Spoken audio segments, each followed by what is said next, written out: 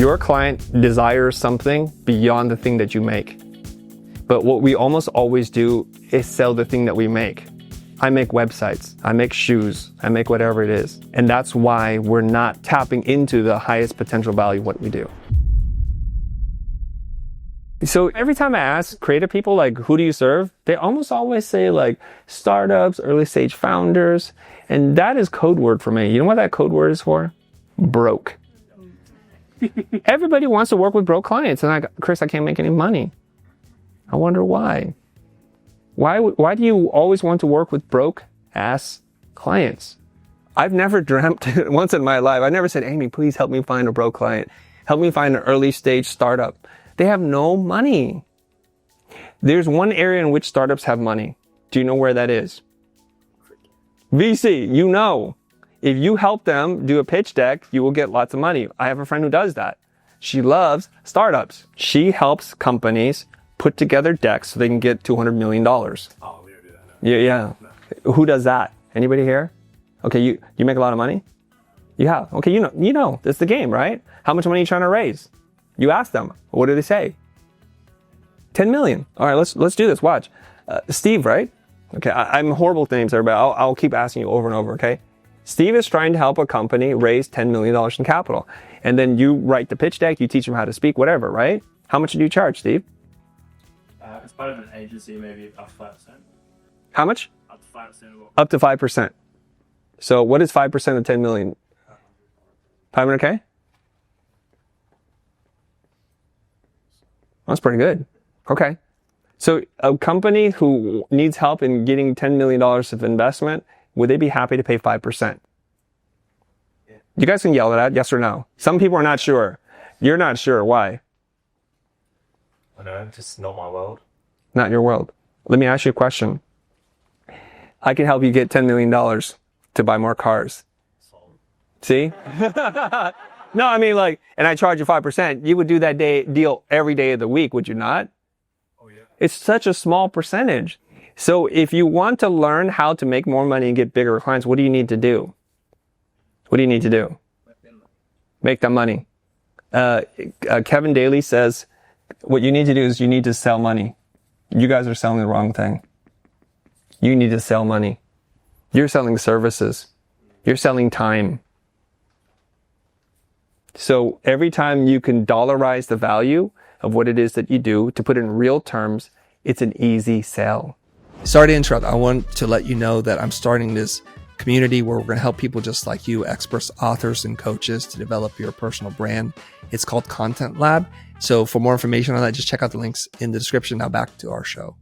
If you can measure it and it matters to the client, it's an easy sell. It's just a matter of asking you the right questions. So how do we do this? How do we find someone who wants this and can afford this? So there is a direct correlation to size of problem in the client's mind, not yours. Okay? Size of problem to what? Size of budget. That makes a lot of sense, right? It's just pretty straightforward. And we're taught in school to be problem solvers. We need to be problem seekers. We need to find a problem before we solve it. And you have to decouple your knowledge and your desire to solve a specific problem so you can find the right problem. Let me say it in a different way. Like if I make logos and all I do is look for logo problems, I'm already in trouble. I'm looking for a person who has a business problem that sometimes the logo is the answer. There's a big shift there, okay? Because you know, like there's an expression, if the only tool you have is a hammer, all the problems look like nails. That's the problem, okay? We need to find someone out there who has a burning, urgent desire to solve a problem that they've felt massive pain around. Anytime you can't sell something and it's not worth a lot, it's because they don't feel the pain. So there's another clue for you, which is when you talk to the client, what should you do? You should help them define the pain. And it's in the book, Socratic Selling, okay?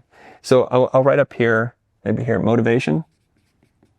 We're motivated by degree of pain felt and how clear the outcome is. Now, oftentimes we try to sell the clear outcome, but more often than not, if we just help them to understand the degree of pain that they're feeling, the combination of the two are very powerful to motivate people to take action. Some of you might say, I want to go to the gym, I want to go on a diet. The problem is you don't feel the pain enough. So if I'm selling you gym memberships or meal plans, I need to help you understand the cost of not taking action so that you can really feel this pain. Cost of inaction. So one thing that you should do when you're talking to your clients is you should ask them this one question. Why not do nothing?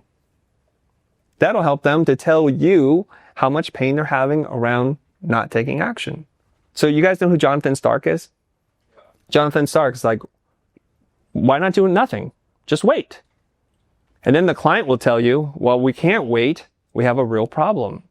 We need this fixed now. So we're looking for the wrong problem. We're serving the wrong client. And when we find the wrong client and selling them the wrong service, we say, we'll just do it for less. Do you see the problem?